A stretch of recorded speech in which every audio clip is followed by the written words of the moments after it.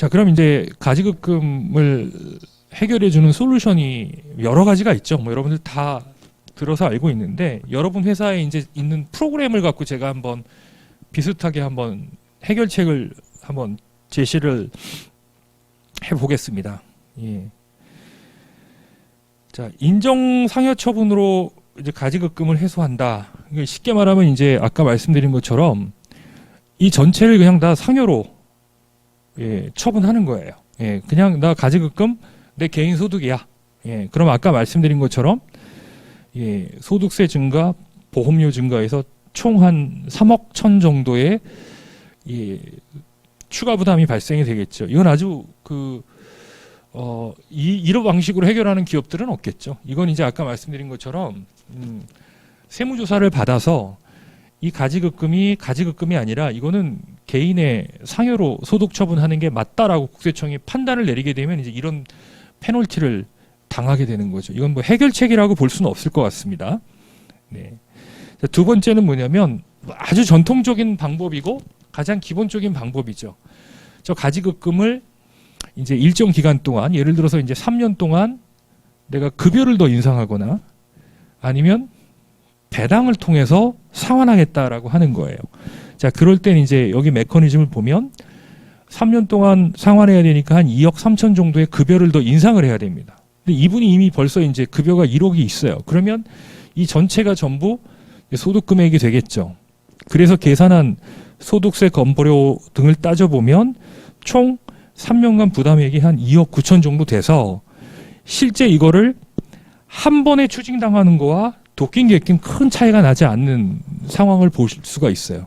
물론 이렇게 국가에 의해서 강제적으로 소득 처분 당하게 되면 이 부분을 비용 처리 받을 수 없기 때문에, 그죠? 근데 반면에 이제 이거는 임원 보수 제도나 규정상 이게 부당행위에 해당하지 않는 그런 이제 급여 인상이라면 또 법인에서 그만큼 인상액에 대해서 비용 처리를 받을 수 있기 때문에 법인세 효과까지 고려한다면 이렇게 인정상여로 소득 처분 당하는 것보다는 조금 더 세부담은 줄어드는 걸 수 있겠죠.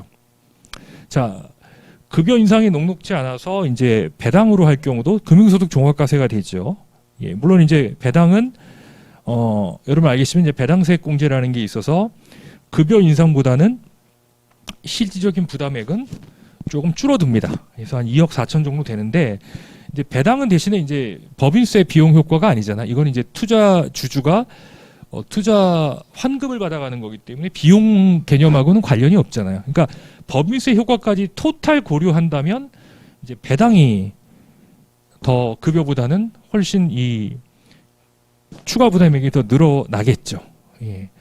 자, 근데 여러분들이 이제 이런 걸 왜 제시를 해줘야 되냐면 고객이 어떤 컨설팅을 받았을 때 내가 어떤 기준에 비해서 이만큼의 내가 절세 효과를 누렸구나. 여러분을 통해서. 그래서 이거는 국가에 의해서 강제적으로 소득 처분됐을 때 일반인들이 알고 있는 그냥 보편적인 상식을 갖고 했을 때 이렇게 이제 여러분이 구분을 하시면 될 것 같아요. 이제 세 번째는 퇴직금으로 상환한다라는 겁니다. 근데 이제 아시겠지만 퇴직금은 퇴직을 해야만 받을 수 있는 거잖아요. 퇴직을 할 수 없으면은 중간용산을 해야 되는데 중간용산이라는 게 요건이 있어서 그 요건에 해당이 되지 않으면 중간용산을 받을 수가 없어요. 그렇지만 이제 이론적으로는 가지급금을 계속 이자만 내면서 유지해 가는 거죠. 7억을. 인정이자는 매년 본인이 갚아야 되는 거예요.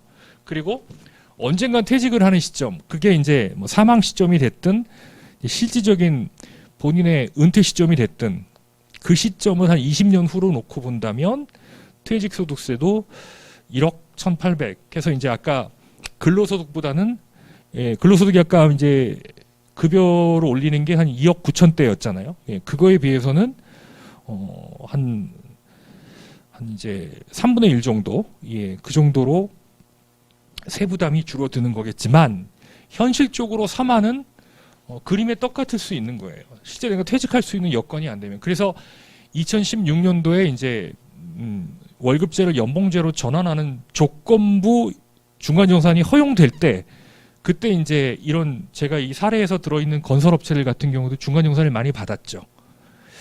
자, 네 번째 같은 경우는 개인 보유 무형자산 법인 양도한다. 이거는 이제 그 업체가 다루는 아이템이 생산하는 아이템이 이제 굉장히 그 산업재산권하고 특허하고 관련이 있는 거고 충분히 이제 평가를 받을 수 있다라는 전제 조건입니다.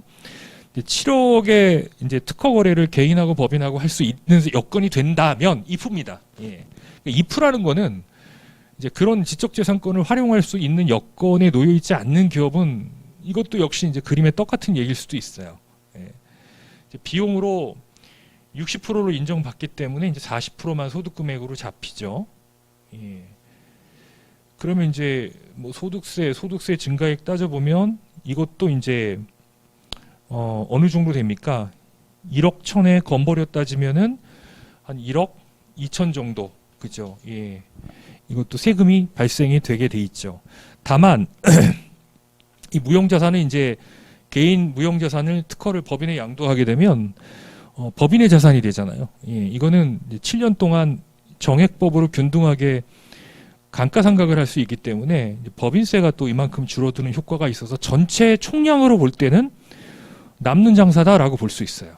예, 남는 장사다. 근데 문제는 하도 이제 최근 2, 3년 안에 이 특허 양도 양수 거래를 많이 하다 보니 실적으로 이제 국세청에서 실제 이 특허가 대표 개인 특허가 맞냐, 법인 돈을 쓴 게 아니냐, 굉장히 엄격한 검증을 하기 시작했죠. 그래서 실제 세무조사에 걸려서 이 양도소득이 이게 기타 소득이 부인되고 상여로 처분되는 경우가 굉장히 많았습니다.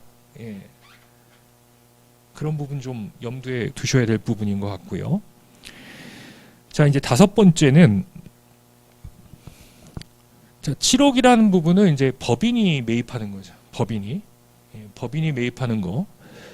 그래서 이제 7억이면은 양도소득세가 한 이제 1억 7,600 정도가 나옵니다. 예, 왜냐면 이제 양도소득세는 과표가 3억 기준으로 3억 미만이면 이제 20%, 3억 초과 되면 25% 계산해서 이제 이렇게 나오는 거고요. 여기 이제 이익 소각이라고 한 거는 전제 조건이 이 주식을 시가로 배우자한테 이제 증여를 한 거예요. 그래서 6억의 배우자 공제를 빼준 1억에 대한 이제 세금만 계산한 겁니다. 증여세가 한 1,000만 원 정도 나오게 되는.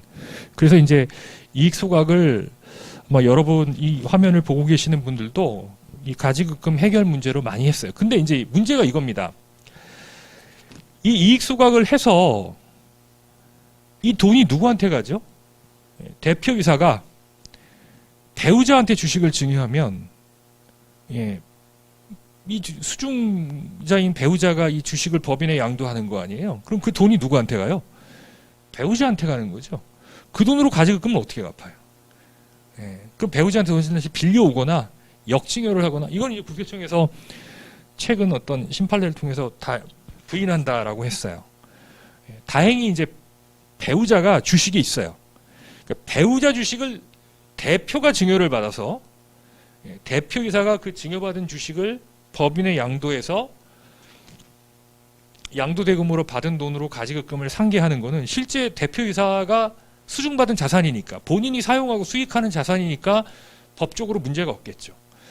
자, 그래서 이제 향후에 법인 사업자들이 이 사업 구조상 이런 가지급금을 아무리 줄인다 하더라도 발생할 수밖에 없는 구조에 있다면 처음부터 이 가지급금의 귀속을 본인과 배우자로 나누든가 아니면은 처음에 지분 구성을 할 때 배우자에게 적절하게 지분을 줘서 그 배우자의 지분을 내가 증여받을 수 있는 그런 지분 구조를 짜놔야만 이것도 가능한 거예요. 그래서 이제 제가 이제 세 가지 중에 지분 설계, 지분 구조가 되게 중요하다고 그랬는데 이 가지급금 문제를 해결하는 데 있어서도 이 법인의 지분 구성, 지분 구조는 대단히 중요한 사안이다. 이렇게 여러분이 이해를 좀 해 주셔야 될 것 같습니다. 자, 그래서 전체적인 이제 솔루션별로의 상환 비용을 한번 분석을 해보면 이제 아까 말씀드린 것처럼 이제 강제적으로 소득 처분됐을 때 3년 동안 급여나 3년 동안 본인이 배당으로 상환할 때 예. 자녀들이 배당을 받아서 그 돈으로 가지급 갚으면은 그것도 또 문제가 되겠죠. 예. 그리고 퇴직소득일 경우, 특허권을 양도할 경우, 자기주식 취득할 경우 이제 이익소각, 액면으로 봐서는 이제 이익소각이 가장 경쟁력이 있는 솔루션이죠. 근데 이제 아까도 말씀드렸지만 이 이익소각을 통해서 절세 목적을 달성하기 위해서는 반드시 이 수중자의 이 자산이에요. 수중자가 법인의 주식을 양도해서 받은 이 양도 대금이 수익자가 사용하고 수익한 레퍼런스 근거가 반드시 있어야 된다는 거죠. 그게 없으면은 역시 그것도 부당행위가 된다. 이렇게 이해를 하셔야 될 것 같습니다. 그래서 사실은 이제 어느 정도 그런 가지급 문제를 내가 해결할 수 있게 이런 이제 텍스 인프라를 구축해 놓으면 어느 정도까지는 가지급금을 자유롭게 쓸 수 있는 거예요. 그러니까 이거는 꼭 가지급금이 발생한 기업을 해결해 주는 사후 처방전이기도 하지만 처방약이기도 하지만 미리 이런 구조를 짜놓으면 내가 필요에 따라서 사업상 필요에 따라서 가지급금을 써도 어떤 그 기업의 세무적 건전성이나 재무 건전성을 훼손하지 않는 범위 내에서 활용할 수 있다. 예, 그러니까 일종의 예방약도 될 수 있다. 이렇게 여러분이 이해를 하시면 될 것 같습니다. 그러니까 치료제의 역할도 하지만 예방 역할도 할 수 있다. 이렇게 이해를 하시면 될 것 같아요. 그러니까 여러분이 가지급금을 무조건 법인에서 일소해야 되는 경영의 적폐 이렇게 몰지 마시고요. 예, 사업상 필요하면 충분히 활용하시되 그거를 기업이 이길 수 있는 어떤 이런 세무 면역력을 키워주면 되는 거예요. 예. 자, 지금까지 이제 가지급금의 여러 페널티들을 다 정리했습니다. 이제 세무상의 페널티도 있지만 실제적으로 이제 이런 이제 건설업체 같은 경우들은 신용거래상 금융거래에 있어서 여러 가지 이제 신용도 허락에 굉장히 불리하게 아까 말한 이제 실질 자본금 평가나 경영 진단을 받게 될 때 가지급금이 있는 기업들은 굉장히 불리하게 작용이 되거든요. 예.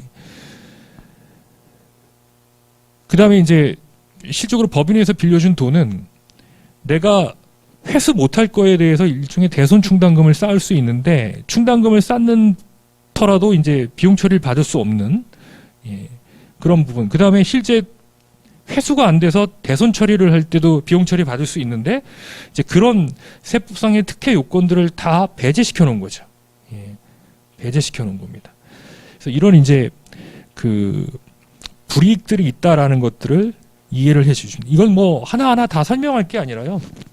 예. 근데 문제는 이게 옐로우 카드일 때는 그래도 이게 손을 충분히 고칠 수 있어요. 근데 이 중에 하나가 이제 레드 카드가 됐을 때는 레드 카드는 뭡니까, 여러분들? 그 경기장에서 퇴출되는 거잖아요. 예. 그러니까 그만큼 이제 절박해지는 거예요, 기업은. 예. 쓸 수 있는 카드도 많지 않고요. 그러니까 옐로우 카드일 때 이게 레드 카드로 전환되지 않도록 이제 우리가 컨설팅을 해주는 게 중요한 포인트겠죠.